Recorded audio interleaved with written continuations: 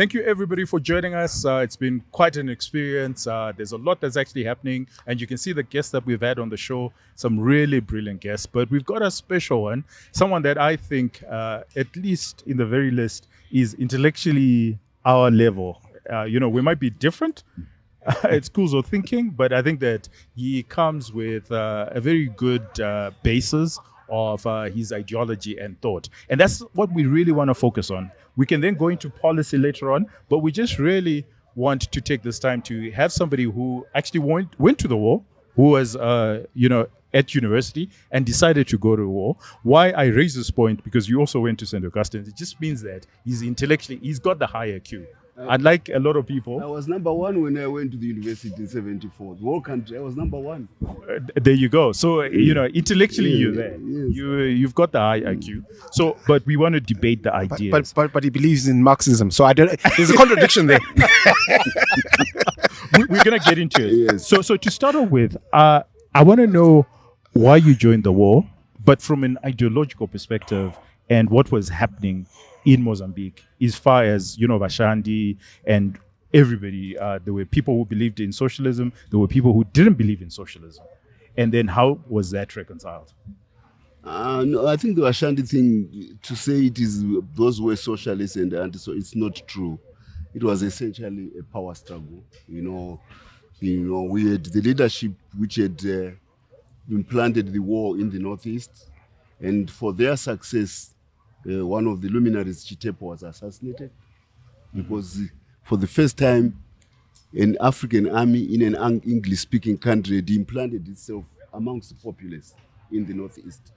And that was because of Chitepo's ideology over the years. He was enamored to China. He went to Tanzania as the director of public prosecutor for the late Julius Nyerere because he was a lawyer and Tanzania did not have a lawyer. And there had been a coup, an attempted coup against Nyerere in Tanzania.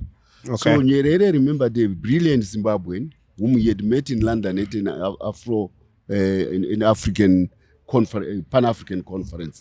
So he called on this Zimbabwean to come and become the director of public prosecutor to deal with the Treasonous Act of this post-colonial army which had tried to overthrow the government. That's how Chitepo ends up in Tanzania. Okay. And by dint of him being the chairman of Zanu PF, he also became the party representative in Tanzania at that time. Okay. And the party had taken a radical line about prosecuting a war in Zimbabwe and founding an army to do that.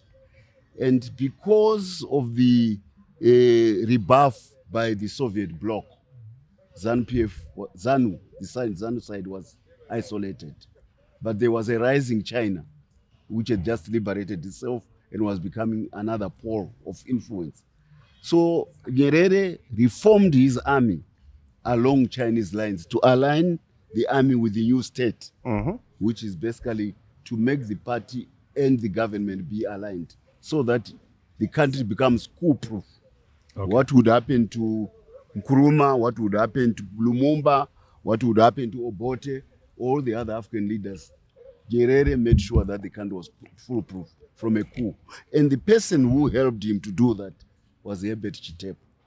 Oh, right. Yes. Okay. So along the way, Chitepo understood the importance of a revolutionary party which is implanted among the people because of the asymmetrical nature of the confrontation with Rhodesia. Rhodesia had all the modern weapons. It had an army. We had lost our army in 1896. So we're essentially refinding an army from scratch.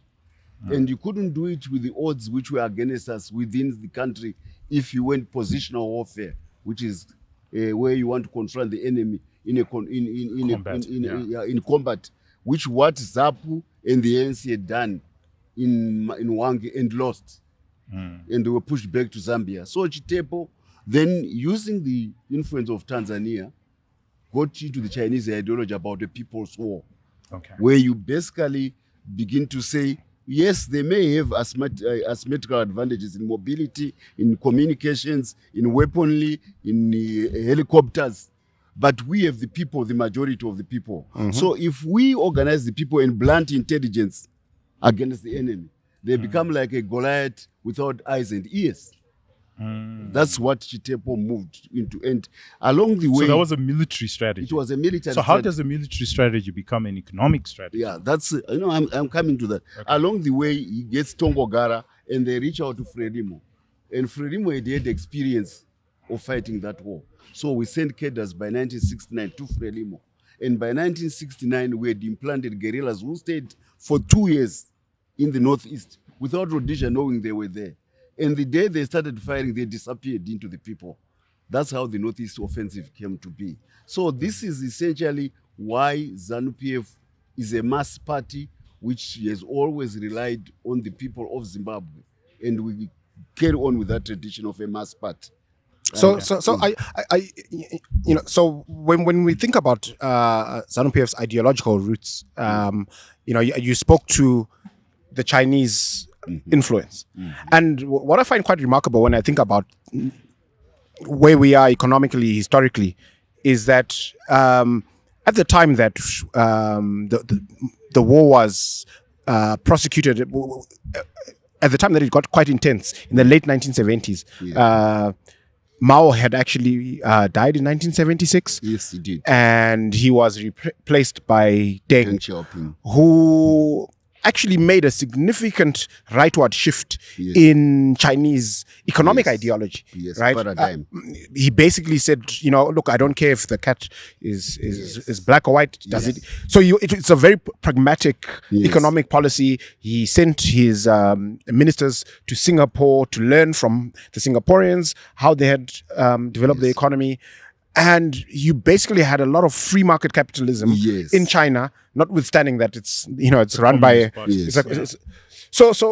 but when you look at our ideology today, or the ruling party's ideology rather, you speak to socialism with Zimbabwean characteristics, which is basically Deng Xiaoping's. Well, it sounds more like Mao. It sounds exactly. It sounds more like Mao than Deng. It sounds more like Mao, Stalin. You see. I mean, with due respect, a fledgling China coming out of war in 1949 had a lot of challenges, and Mao felt the obligation to compress time so that China can become a big power in the shortest period of time. Yes. But there's something essential about economics. It has got its own dictates. And to be a good Marxist, you must respect that this is the age of capital. That's why the best book of Marx is called The Capital. Das Kapital. Das Kapital. So you cannot compress the socio-economic development of a people according to the dictates of a party. You can't do that. You have to respect the objective conditions. So along the way, Mao did some policy mistakes in economic planning, which really, whilst in some aspects they made China move forward, but in other aspects they retarded China. And then he had this tendency to say we want to depend on ourselves. So it came basically to say we want to reinvent the wheel. But technology exists in the mind of a person. It does not exist in a country. Any brain, given the similar circumstances in any place geographically, will perform as the brain of another country. That's why, so Deng Xiaoping, who had been to France as a young man, says we cannot invent what the West has done, because it will take us time and the expenses, the road will be tedious and there will be many mistakes along the way, and essentially we will be trying to we will be retarded in our development much, if not actually marginalized. And that's what had happened to China by the 70s, by the mid-70s. So, and in the Western countries where they were respecting capital, the laws of capital, they were making leapfrog advances in a dramatic way. So Deng Xiaoping says, no, they got all their technology, most of it from China anyway, original. The printing press is China, the modern administration, civil administration is China, the campus is China, gunpowder is China. So if the West took that advantage of Chinese civilization when Genghis Khan went as far as Hungary and became the Renaissance, we also need to do similar things now, because the West has made advances. We take the best from the West, including respect for capital. So the first thing which Deng Xiaoping does is to say, we start an investment company, CITIC, and he puts it in Hong Kong, where there was the bridgehead to Western capital. And Shenzhen is essentially founded by capital from Hong Kong being put, because he respecting... It's a bridge, okay. It's a bridge. He is respecting the laws of capital development. You cannot avoid the capitalist. You may hate the capitalist, but you can't do away with capital. No, absolutely. Yeah. And This is where they we are liberalize. today. That's what the president has done. You know, Where's the bridge? Where's the Hong Kong? No, look what has happened in towards the Mugabe era. First, there was crass ignorance. I went into cabinet. I couldn't believe. You know, the guys, you know, I mean, I came to, I was the top in the country, went to university. I have dealt with Zimbabweans at basic level in a war, you know, to fight, to make us to be together. So I'm not condescending to people who may not have the same literal level, because otherwise I wouldn't have survived in the war. Yes. So, but to have those kind of people in cabinet and actually running this country. What's the worst that you heard in a Mugabe cabinet? Just give us color, because that's... I'll tell you. I call CITIC, the Chinese investment company. They say they want to build a new town in Zimbabwe, like they've done in Angola. And they want to build a steel plant, because Zimbabwe has got all the resources to make steel. They make a presentation. The top investment company in the world is in Zimbabwe. And Joao and Kasukuere, they say, Azizwe Zimbabwe. I mean, I couldn't believe it. But, this is after the top. They brought in 40 experts to plan a whole new economy, because that's what they done in Shenzhen. They knew it. But were they not just playing politics? It was ignorance and ambition. They wanted to do away with the power structure which had come from the war. Remember, one thing which the war did is to organize the Zimbabwean population. In Africa today, there is no population as organized as the Zimbabwe population. Because if you have to win against the British, they are masters of modern warfare, the Anglo-Saxons. They don't play around with war. They know the game. And to win against the Rhodesians through asymmetrical warfare, it means raising the organizational level of our people to a state which no other African country has attained. And you see it today. You know, you cannot go into a rural area and not be known who you are without CIO knowing who you are. Okay. This is coming from the war. So we have a very structured population. Now it is being led by cattle head boys who are in cabinet, and by a president who thinks speaking English is the ultimate credential. If I can speak, what comes out of his head is zero. So I give you another example. I call the largest private company doing steel, the number one in the whole world doing stainless steel, Tsingshan. They host the Mugabe for a luncheon under the auspices of Xi Jinping in 2014. He then says, I'm going to offer to build a steel plant for you. I have 4 billion. I have 8 billion. Indonesia has nickel. You have the most important other alloy to make steel in the whole world, which is chrome. So I'll cover stainless steel in Indonesia. I'll split my 8 billion and put 4 billion in Zimbabwe and build you a modern steel industry. I'm not the Chinese government. I want to maintain my pole position globally as the top steel producer. So Zimbabwe is the perfect destination for me. Grace comes out of the meeting. He says, Andipa television, chete mana mchango mchapi wa mabilion. So mchaji izozo.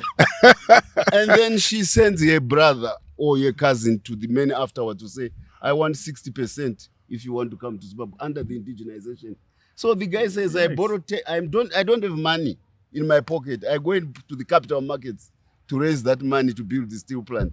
So after I borrowed $100, you take $6 and I have to build a steel plant with $4. Wow. And then how do I service the loan? But through the roof. So you can comrade, see these are the issues which I confronted, and that's why I didn't last in that cabinet. But Joao is a very clever man. Kazukwere is a very clever man. Well, no, they've got the necessary aptitude to actually get to PhD they are level. overrated. No, everyone in Zimbabwe gets themselves a PhD. It's actually denigrated. That's why I was so happy. I was so happy the other day that the High Court, everybody moves around with a PhD zero. I mean, if you're a PhD, it means you have thought about something which deserves intellectual credit to change people's lives.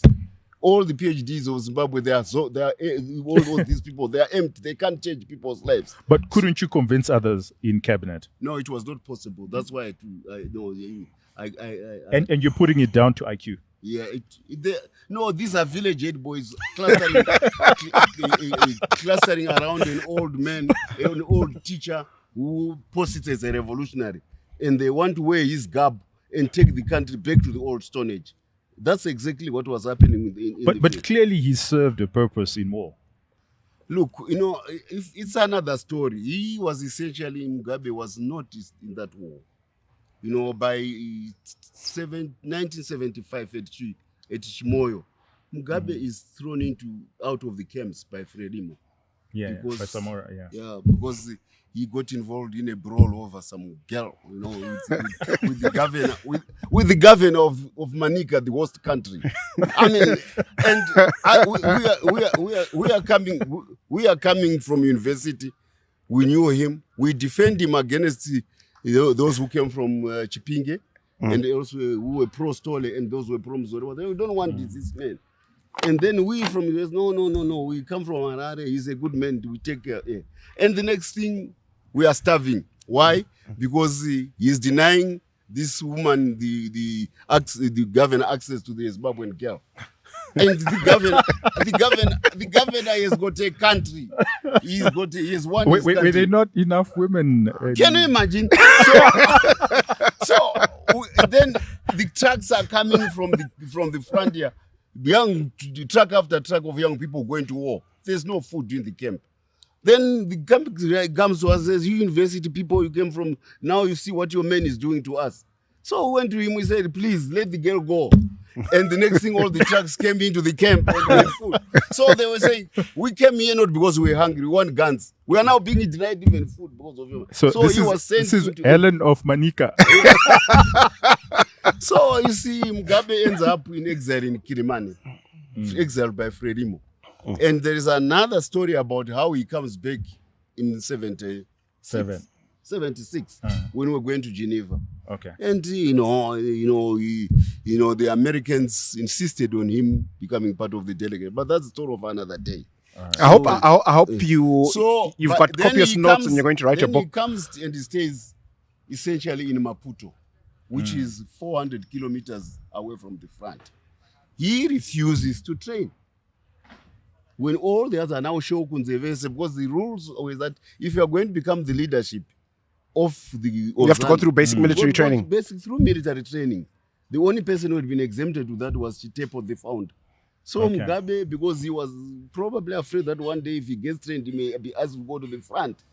He was afraid of that. He refuses to train.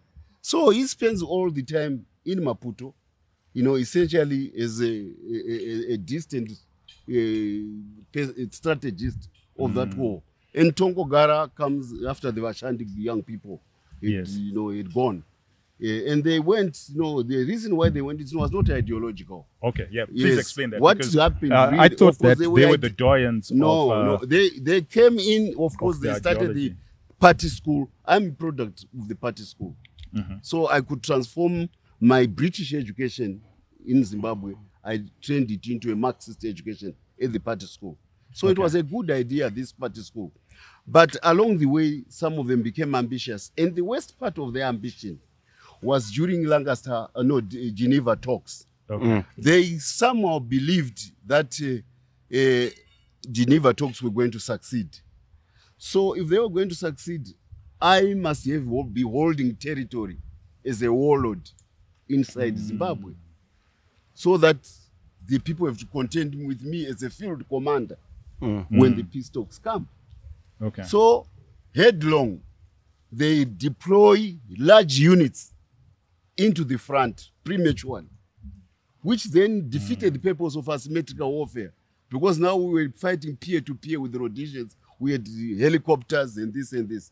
So there was a rout of ZANU forces during the talks in Geneva. All of us were driven. That's how I got wounded. I got wounded in one of those battles. Okay. Because we were deployed without proper equipment in huge numbers and we became exposed. So Marshall was now facing a military disaster. And Smith leaves Geneva conference and says, you can talk the way you want. Look at what I'm doing at the military front. I'm winning, so I don't need. You see, that's who Samora then says, these young men are useless. That's when that's why he brings Tongo Gara back. Remember, he had met Tongo Gara and started the Northeastern Front in the 1960s. So, and Tongo Gara made sure that at Geneva, during Geneva talks, when the Rhodesians came, we were prepared. That's why the big battles at Mavonde. And we routed. This time the shoe was in the other leg. Wow. So ideologically... Walls had to go to London now and salute Tongo Gara in London. So explain something to me. So it was not ideological. What was Tongo Gara's ideology? Tongo Gara and Chitepo, they came from the same school. Remember, Chitepo was the intellectual. Yeah. Tongo Gara was the revolutionary practitioner on the ground. So it was a very good complementary team. And that's why the two of them prized the prize of not being there today. Yes, that's why the two of them... So we know Mjuru was... Yeah, now that's another story. That's another story. You know? But he was second in command, right? Well, you see, Mjuru somehow goes in through Zipra, ends up in Florizi, ends up in Zanla, you know, and then he is the one who organizes the ascent of Mugabe, you know. All right, okay, we don't want to get into that. Yeah, we want to get... If the intellectual power base was Chitepo, and before that we could say Sitole.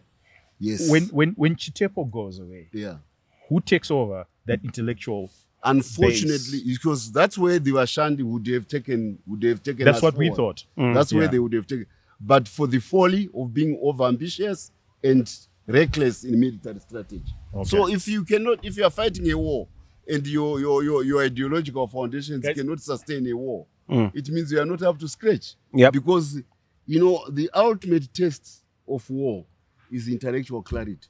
If you have no intellectual clarity, you can't fight. So you're saying there was a void from 1976 to 1980? Yes, there was essentially a void, and the crisis came in 2008. That's when we had to bring back the products of the Chepo School ideology back to the party to save the party in the crisis. So what was happening, in these remember 38 years? In the intervening period, what had happened was that the momentum of the revolution had carried us through. Remember, I told you the organizational capacity of the war, where rural people suddenly feel confident about themselves. This is a powerhouse. That's what Africa is. That's what distinguishes Zimbabwe from all other African countries. And organized people, because war organizes you. So we essentially sustained ourselves on the momentum of the war, even if there was ideological bankruptcy in Mugabe's government. That's what sustained until we hit a brick wall where the Western countries saw that they opportunistically realized that there's an ideological void. Let's move in. So we had then to call upon the experience, the tested resource of the war to come back in 2008. And that's why there is the resentment from the West. 2008 or 2018? 2008. That was the first test.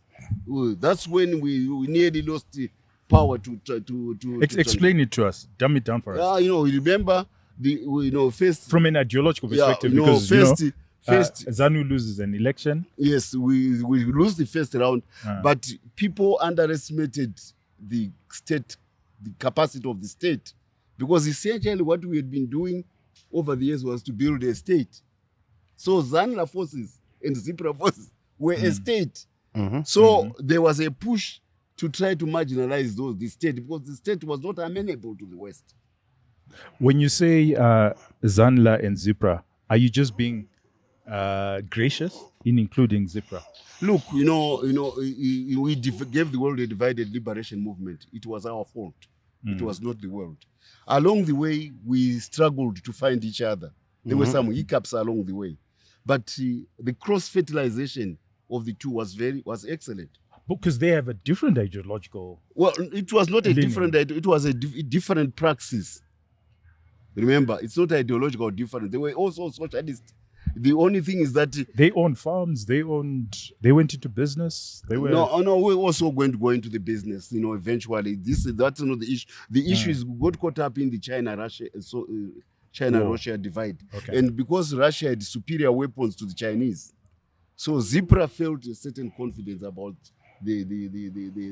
But then the realities of the war was such that when ZiPra was invited to take over, to help Frelimo, when Rhodesia went into Mozambique in the 70s, to try to stop Zanla from coming into, to try to stop Frelimo from crossing the Zambezi River.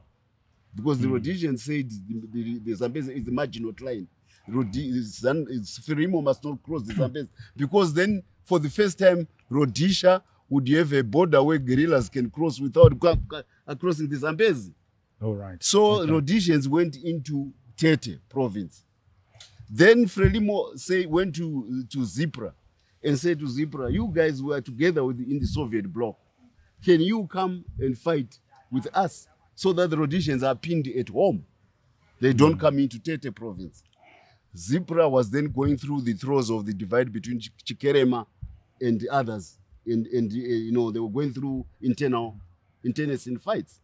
So they couldn't take up the Frelimo offer. So Samora Machel turns to Chitepo and Tongo Gara. So the Tongo Gara says, yes, we are ready. So the Zanla forces end up with Frelimo. And that's how we end up in the northeast.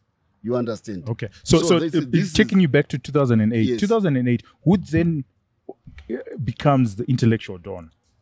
Look, a lot... Ideologically.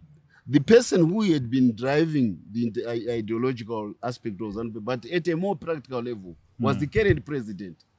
Okay. Yes. Remember, he goes to war. So you're saying he's the intellectual He dawn. became the intellectual. But you would not consider him as an intellectual. I see more. He is a doer. Yes. So that's not the intellectual. That's why he has got smart. He is so intelligent that he cottons onto new ideas very quickly, and he analyzes the situation faster to find a solution. It's very practical. With the challenge during the integration if I get you, so you're saying Chiwenga becomes the Tongo Gara, and then Mnangagwa becomes the Chitepo. There's no way you can try to make those comparisons. Help us. No. You see, you got to understand the capabilities are different. Tongo Gara is among African military geniuses. No, we're saying in 2008. No, I wouldn't. No, you see, no, I wouldn't. You wouldn't. Okay, so how would you put it across? How would you put the dynamism between Tongo Gara and Chitepo? Because you're saying we then had that in 2008. Yes. So who are the two? Mnangagwa basically recalls the political commissars from Chitepo College. Okay. After the crisis of 2008. So those political commissars who had been politicizing the people, organizing the people, and organizing the army during the war, he calls them back. And I was the vice principal. So he marries the two, the military and the ideology, into one office. Into one office. And that's in 2008. That's 2008. That's where the revenge of the guerrilla, of the war veterans, because the party had essentially run aground because of ideological poverty and organizational incapacity. But now with the crisis, the Western countries were now saying we can use the white farmers to reorganize, because they said we didn't know that these people just wanted to come into town and live large. So now we can. Then why can't we also align our... So why did it take them from 2008? Why did it take another 10 years, almost 10 years, to then effect that revolution? Well, look, there's another element about Mugabe. He is good at posturing.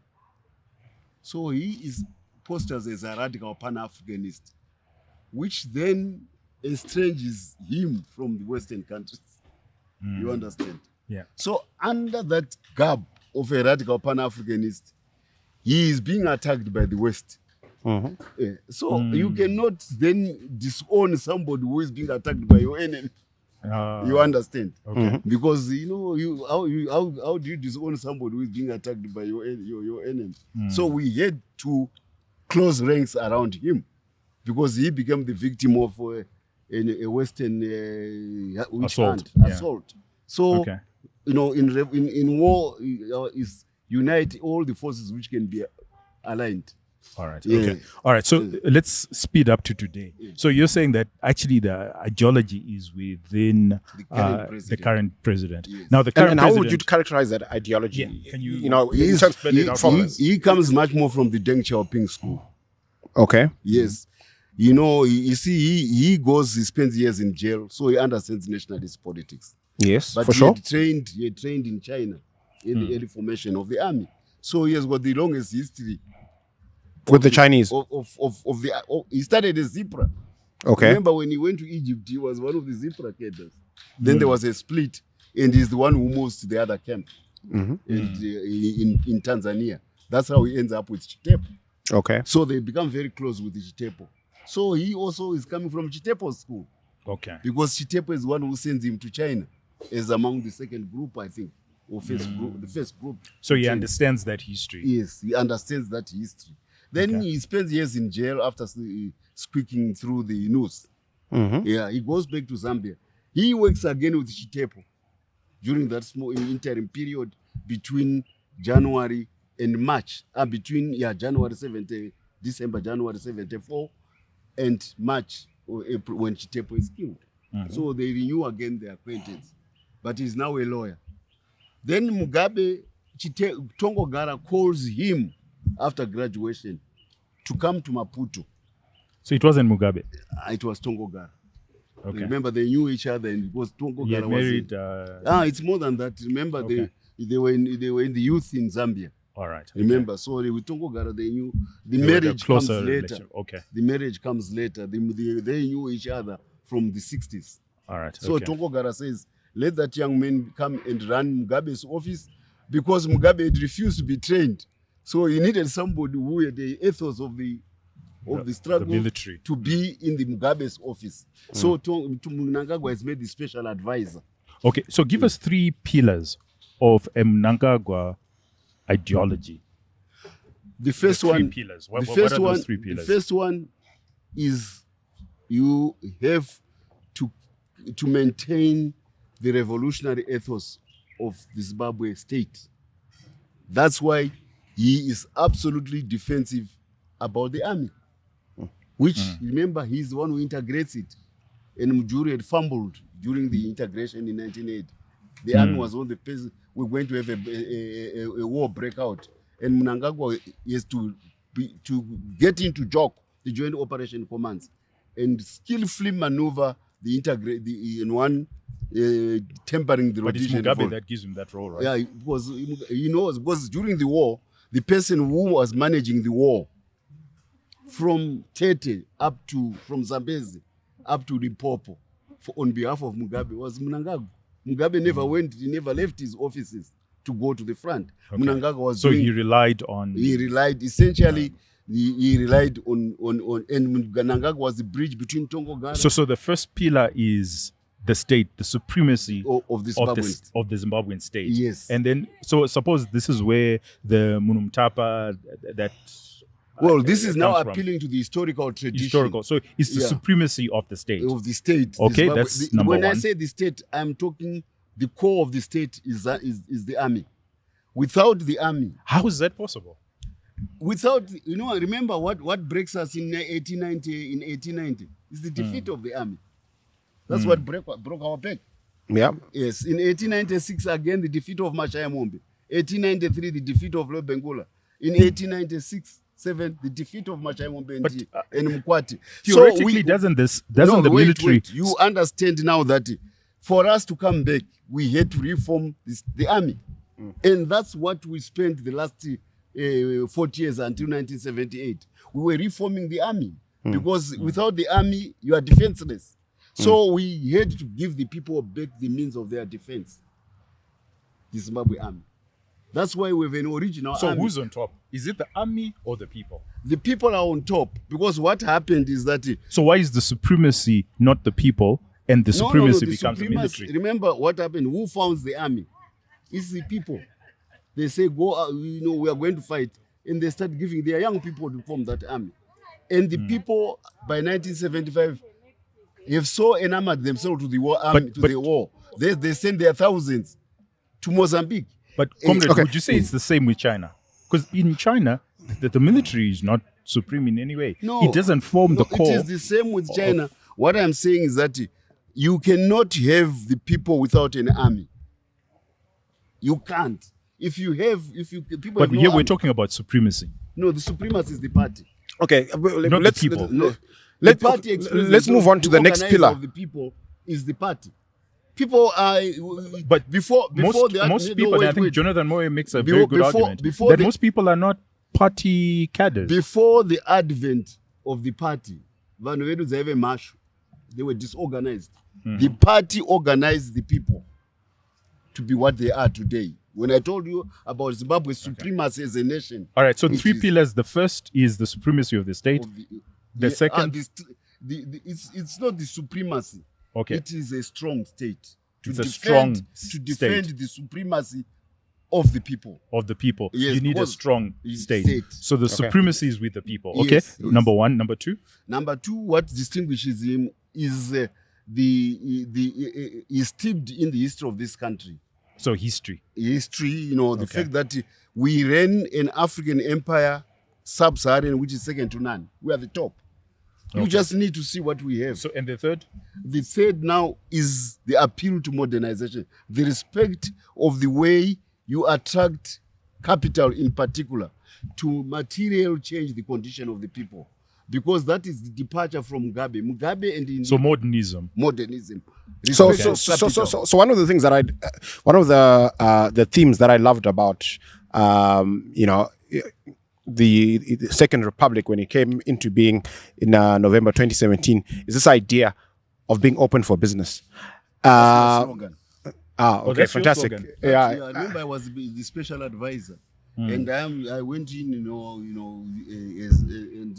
I reached out to Chris Katande, who is now the ambassador. He was the chief of staff of President in cabinet, and I said, Chris, what has made us so vulnerable was that we've got this beautiful asset, which is Zimbabwe, which appeals naturally to capital because it's a bonanza of riches, but it's starved of capital. So without capital, we cannot deliver all the goodies which people fought for, because people did not fight for a party. They did not fight for a flag.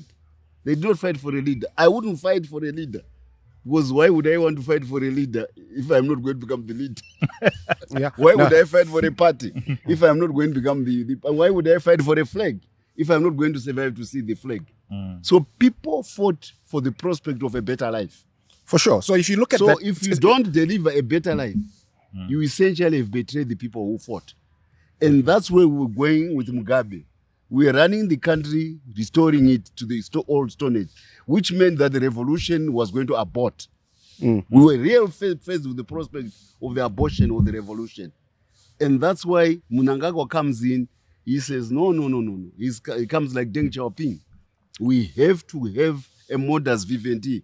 You see, America knew the importance of capital, sanctions Zimbabwe, ostracizes it, so that there's a premium against capital coming into Zimbabwe. Then you compound the sin imposed upon you by America by making capital even more averse to your country by saying indigenization. So you lose twice. What Mnangagwa then says, they've given us sanctions. We put a premium on business coming to Zimbabwe. That's why he says you can come and own 100% of a company. That's why the economy comes back, because capital begins to say in Zimbabwe you can earn a premium. But Deng's one thing that he did with Kissinger was to open the American market for China. Yeah, what he essentially offered was initially, it was to offer the Chinese labor to American capital. Yeah. Well, he also freed up the labor market. Yes, he freed up the labor. The labor Remember, market China, in- as a socialist country, had put so much in education like we did. Mm-hmm. But if you have an educated population without exposure to capital, they are floundering. Yeah. You understand? So, Deng Xiaoping says, we have the dividend of an educated population.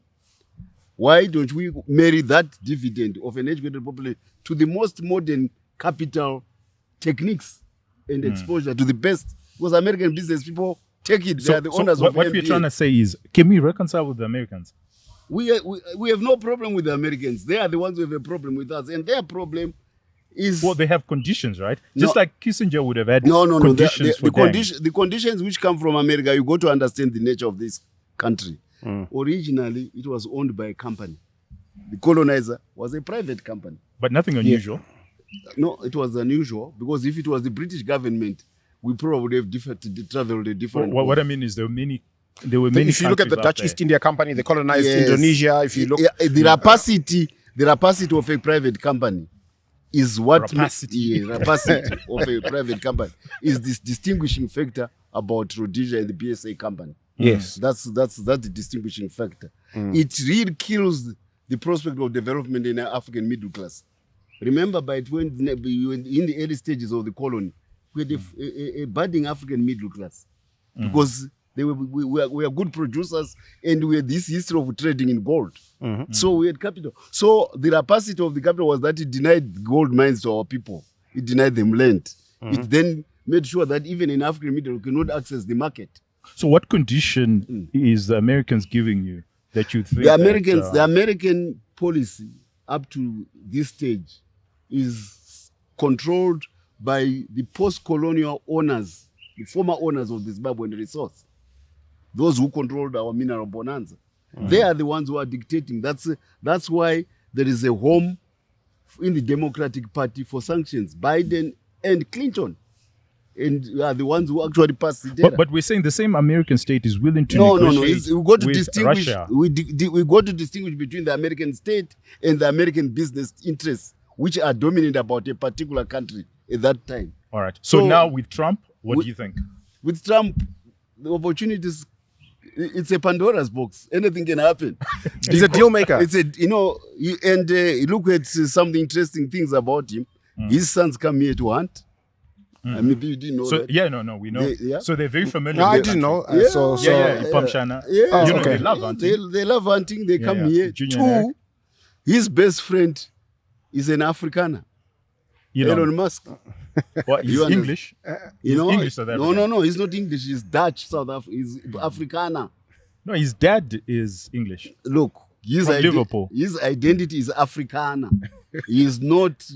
A Boer. He's not. No. He's not from the Western Cape school. The Western Cape is the Anglo-Saxon Jewish tradition, which incidentally lobbies the Democratic Party in America to impose sanctions because they are the losers of the resources which Zimbabwe had. Okay, so do you see that as an opportunity? So with Trump? remember, there are two major tribes which fight against the British in Southern Africa. Maybe the third one is the Zulus, but they didn't make a good show. Yeah. The Boers did, and the Boer War was the most terrible modern war Yeah. against the Boers. Then there are the Zimbabwe people.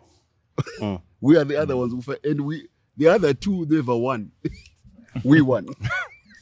So you understand, there is an affinity which is between us and the Afrikaners because of a shared History. enemy. A Okay. shared enemy. So there's a lot of overtures coming from the Afrikaners about Zimbabwe. There is. All right. And now they've got this privileged access in Washington. And Trump is modernist. He is not so much hooked to the resource lobby, the natural resource lobby, which comes from Chicago, which is the base of the of the Democratic Party. They are the ones who put Zimbabwe as a resource. So if we lose the land, we lose all these things, Zimbabwe must be punished. Trump will become different. He said we offer lithium. So are we ready to? We offer lithium to Elon Musk.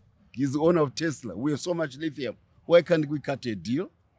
He just... So is he was ZANU and is the government open to let me doing give, a deal? Let me give you we have done it already. Explain. Starlink. Starlink. The Anglo-Saxon lobby wanted a certain Zimbabwean businessman to be the one who is given the license for Starlink by Elon. They went to Elon, and Elon says, "Why should I give you? You have nothing. This is my investment. What is your role?" So that businessman somehow was convinced that the whole cabinet will go on his side. You understand? Then I went into the cabinet. I then got the feelers of the Afrikaners. They said, "Why does your president want to give access to essentially a technology which drops like rain or sunlight, rays of sunlight into his country? It doesn't need a switch from a certain individual." So we would rather deal with your president than with that individual who has been comforting himself around their offices. So the president issues the license direct of Starlink. It becomes a license from the one who is elected. You understand? Okay. So the pretensions of that businessman floundered. You understand? But he still claims to be very close. Akachibata kuti G. That businessman. Yes. Without technology. I mean, you've heard the audios. Akachibata kuti G. I'm the one who got him the license of the original network anyway. I know. He actually owns up. I know. So are you saying he's masquerading as... He's masquerade. It's finished. Because the Africa... So we've already... What I'm saying... We're going to do business with the Americans. So that was the relationships are going to improve. I didn't say that. I said he's a deal maker. We've got the resources, especially the new ones, which are lithium, which are the drivers of the new energy electric vehicle sector. We have. And he's a big player in that sector. And he has been blindsided by the Chinese, who have then put a value chain on that resource base.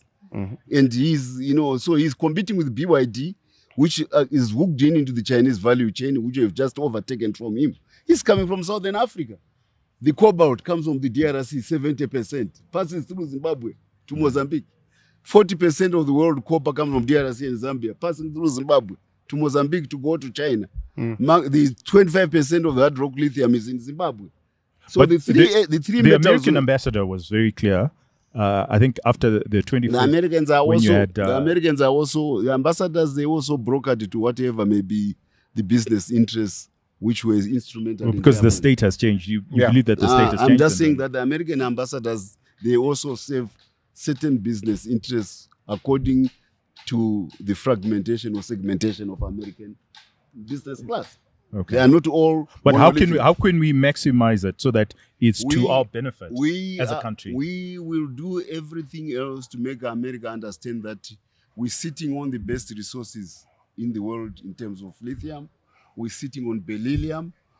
The lithium which made the America's first hydrogen But bomb. you know that lithium is abandoned right across the world. There's nothing unique about Zimbabwe as far as lithium is concerned. We are now already part of the global value chain in lithium. It's those who came invest the top billionaires in the world who are in lithium, they're in Zimbabwe. There's been a hiccup now, and the reason is that Western countries, they've lost out on the technology for batteries to China. So they've constrained the uptake of new electric vehicles because they don't want Chinese vehicles in their market. So the fossil fuel uptake in Western countries, the new energy vehicle sector uptake in Western countries, has slowed down, which means there's a slump in lithium. But should Trump team up with Elon and kickstart electric vehicles by bringing Chinese manufacturers into America, then lithium will go up. My producer's already telling me we've done more than an hour. So let's call this part one, but the last one. Let's talk about Old Misho. And the issue of Old Misho. Honestly, you're talking about modernism and we should be modern. Look, why is Old Misho not listed? We understand that you have a particular and peculiar interest with as far as Old Misho is concerned. You see, I got several university qualifications, telecoms. I studied law, and but one of my favorite is finance. I've got finance from New York. So that I know the world of finance, and I understand the world of finance from even the goods aspect. When I was in Brussels, it's a major center for goods trading. New York is money. Beijing is the application of capital. So I understand this world very well in my financial view. Old Mutual is essentially starts off essentially as the finance department of the BSA company in this country. That's where Old Mutual comes in. They were the management of Anglo-American, the financial side of Anglo-American. They grow this economy in colonial Rhodesia on the basis of the white population. Nationalism comes in the 1990s, especially when they saw South Africa was going to be black majority rule. They demutualized, which is basically conversion of private assets to their cause. No, to policy holders. No, which policy holders? Whoever was a policy member. No, police got members. shares. Look, everybody in this country. The police. No. Elected. No, they converted what was private in capital, private property. They converted into policy holders without going through the consent of the police of the shareholder of the policy holders. But they saved. They didn't. They actually agreed. No, that's theft. That's theft. Okay, but let me understand. But so look that's at let's hear him out. What then happens? They take all that capital which we had accumulated over the years. They go and put a headquarters in London and list in London. Where do they go to invest? To Sweden, to America, and to China. Because there's already competition in those markets in the market where they were entering. A few years later, all their assets lose value. They come back to Africa empty-handed. That's why they come back to Africa empty-handed. After taking all the capital stock of the region to competitive markets where they couldn't make it. That's what Old Mutual did. So we were hemorrhaged of capital by the decision of Old Mutual to demutualize and take capital out of Southern Africa. Then, along the process, they convert themselves into the Central Bank of Zimbabwe. How do they do it? They look for fungibility after multiple listing in several markets. They are the only one who are dressed up as a pretty girl at the stock exchange, at the ZSE, because they've got fungibility, which makes their conversion of their shares into hard currency. You take Old Mutual shares, you go to Nairobi, you get the Kenya shillings. And everybody was being paid in, even executives. Nothing unusual. It's the same with Malawi. No. That fungibility was there in Malawi. That's why they are foolish. They were foolish. They are also foolish. And but then let me finish. Okay. So fungibility gives them an attribute which nobody else is enjoying on the Zimbabwe Stock Exchange. So what does it? And then they ask the Central Bank of Zimbabwe to make sure that there is primacy in liquidating any shares of Old Mutual which are in the foreign markets. There was primacy by the Central Bank. So capital which was being, before you bought petrol in Zimbabwe for the people, you had to discharge what had been the trading of Old Mutual shares in Nairobi, in London, and in Joburg. So they literally became the owner of the national currency. And everybody was now looking for Old Mutual shares. So they de facto became the owner of the currency, not the central bank. In 2008, we had fuel coupons as currency. Would you ban fuel because we're using fuel coupons as currency? That's a different thing altogether. Fuel currency coupons are not tradable in Nairobi. Coupons are not tradable in London. Coupons are not trading in Johannesburg Stock Exchange. So please don't compare matamba nema apples. No. Okay, so but you've got people. Different. Okay, so because it's not trading, you've got people who have money stuck. It's their problem. It's their problem. We have to have this, restore the authority of the central bank. But you're talking about modernity. No, so who told you that a company which runs away from African nationalism and takes capital to Europe is a modernist company? No, it's following the laws of Zimbabwe. Did Old Mutual break any law? I don't care if they didn't break any law. They took money from the Zimbabwean capital market and they went and wasted in London. They know that. Tisdale, I think he was the But CEO. part of a He modern paid himself state, £6 billion. but part of the modern state is rule of law. No, modern state is not old mutual. Old mutual. Who told you that mutual? It's an example. No, they it's are an not. example They, of to a me, modern state. frankly speaking, they were a usurper of the role of the central government in money creation in Zimbabwe. And Okay, so because Old Mutual is no longer listed, did that stop the power market trading? It's still happening. no, the parallel market exists in every country, but the rampant nature of where we have inflation, which was higher than the speed of light, it doesn't When happen. Old Mutual okay. was delisted, Yes. I think this is a rabbit hole that Yes. deserves We're passionate about it. an episode of its own. On its own. And maybe yes, what we'll Old also Mutual do is, we'll have somebody from the other side. Just now to underscore my point, we have foreign investors who come and put money in lithium and make Zimbabwe part of the global chain. That's correct. We have foreign investors who go and build steel plants in Zimbabwe. Completing a steel plant without even a town, a dam, or a bridge connecting that steel plant. And we have a big player in the local capital market who watches foreigners building all that infrastructure and is like this. And you tell me I respect that company. They should have built the railway line between Mvuma and Manise by this time. They should have built the new town at Manise. They should have built a new dam. They are capable of doing that. But they are watching. What are they doing? They $2 billion US in nostro accounts sterilized. You know, come on, you know. Thank you very much. We need to I do think the this next is part episode one. with some We need whiskey. another part two, because there's a lot to discuss. This was To get the edge off a little bit. this was very interesting. And no. we've We got a need lot to to respect discuss. capital markets and we need proper competition. And Old Mutual has been simply absent from the way the president is taking this country. And it's very sad when your major player in the national financial system gets absent from major investment. $700 billion US yesterday in Wange. Foreigners coming from China to come and build energy plants. Old Mutual is watching. Come on. hyperinflation. That's what happened with hyperinflation. Who created it? They were the ones. They were the Okay. ones who ran the hyperinflation gauntlet. Fantastic. Thank you so much for doing this. Thank you so much.